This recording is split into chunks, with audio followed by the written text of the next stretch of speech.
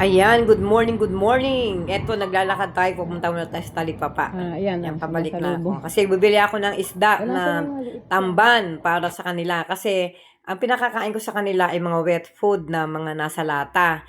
Yan ang palaging kinakain nila. Pero, kailangan din nilang makatikim ng fresh na wala ng preservative. Kaya ina-alternate ko. So, bumili ako ng tamban. Yan, hunugasan ko munang mabuti, tinanggalan ko ng hasang, ng mga bituka, tapos, inilaga ko. Ilalaga Ayan. lang yan ng walang asin, walang kahit ano, walang betchin, walang ganito, walang ganyan. Walang kahit anong spices yan. Tubig lang. At pagkaluto na siya at malambot na siya, ay pwede nyo nang ipakain. Hindi ko lang ngayon, sa ngayon, hindi ko lang hinaluan ng carrots at saka sayote. Pinupuro ko lang muna sila ng isda. Yan, tamban niyang isda na yan. Tapos, hinimay-himay ko na at ganyan na yung nangyari. Pinino-pino ko na.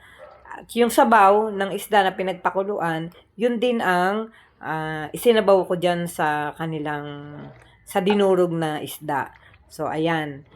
Kung gusto nyo ng medyo makatikim naman yung inyong mga pusa ng fresh na walang halong preservatives, kagaya ng nabibili natin sa mga shop, ng mga pagkain nila, ay minsan, maglaga rin kayo ng isda.